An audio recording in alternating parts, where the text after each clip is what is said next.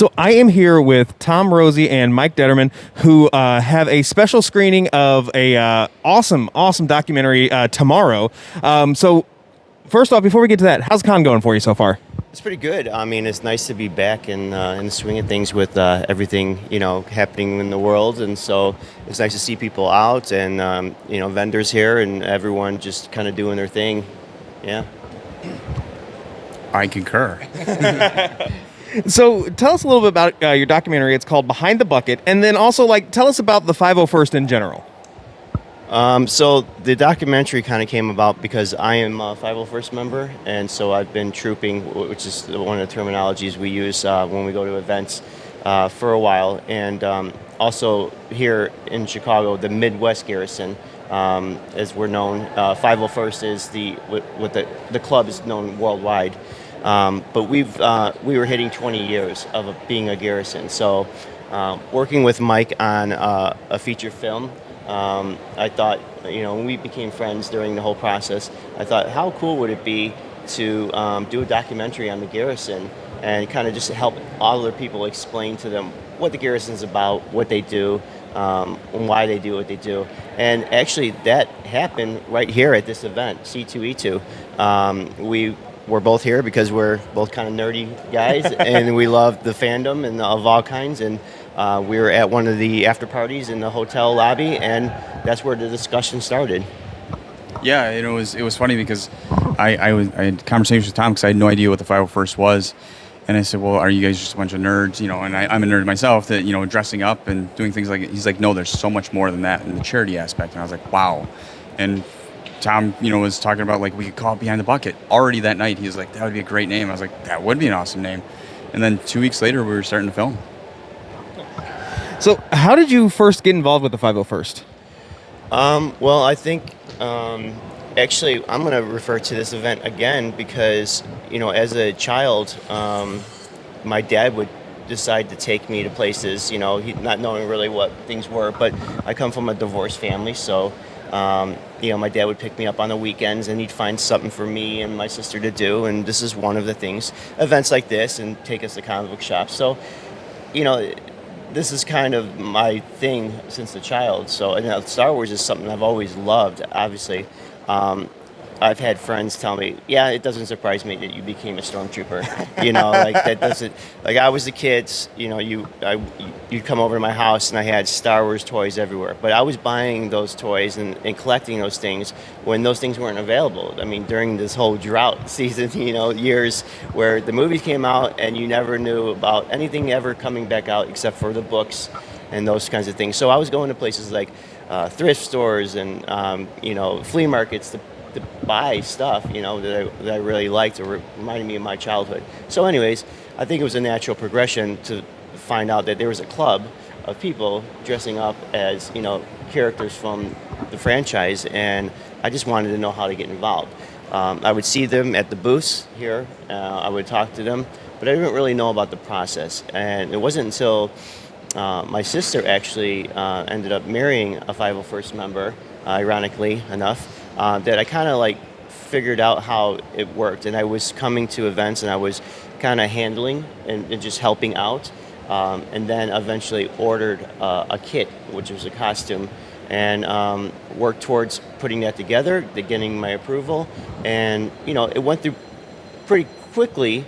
I spent a couple of years, handling and helping before I was an actual official member. But I thought, man, if someone else is kind of wondering how to do it, this is a perfect opportunity to, let people know it's obtainable and this is something you can do.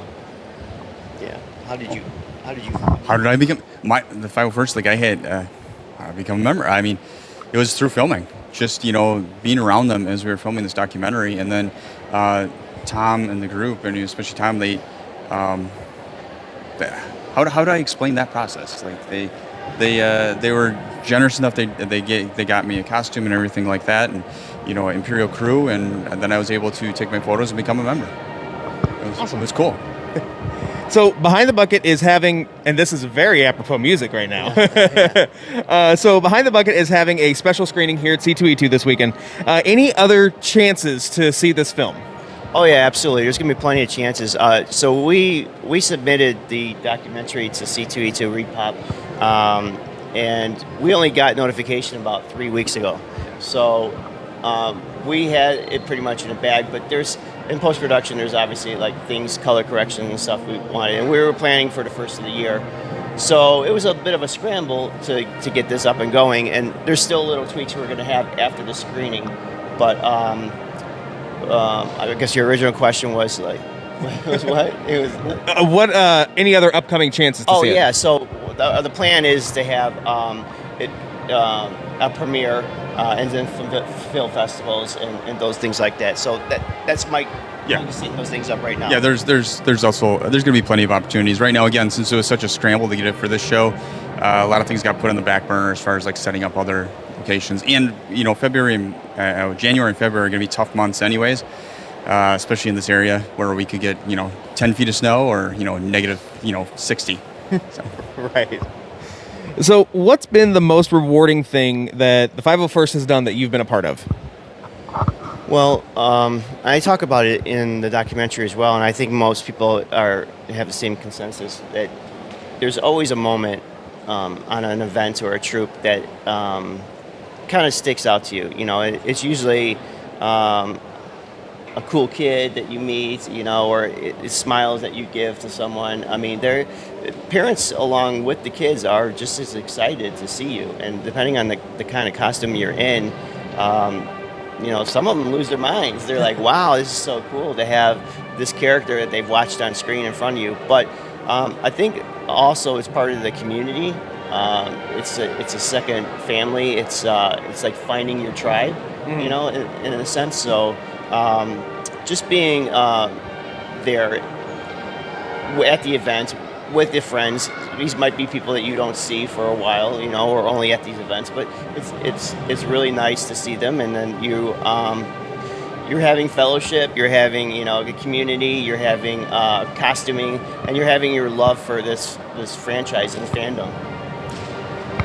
I would concur. Yeah. I mean, I'm still new, and then all of a sudden the pandemic happened, and so I wasn't able to enjoy a lot of things. So I've got one last question for you guys. How can people find your chapter of the 501st, and then what can people do to be a part of it?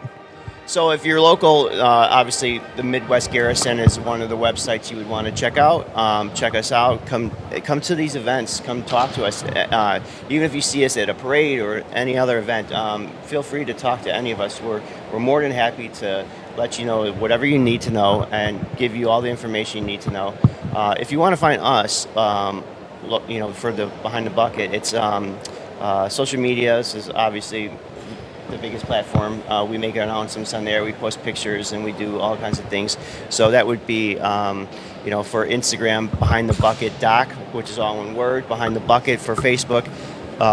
Behind Bucket for Twitter. BehindTheBucket.com. And BehindTheBucket.com. Yeah. Awesome. Well, Tom, Mike, thank you so much for taking time out of your day to talk to us. Very much looking forward to seeing this, finalized and everything. And enjoy the rest of your con. Thank you very much. Appreciate it.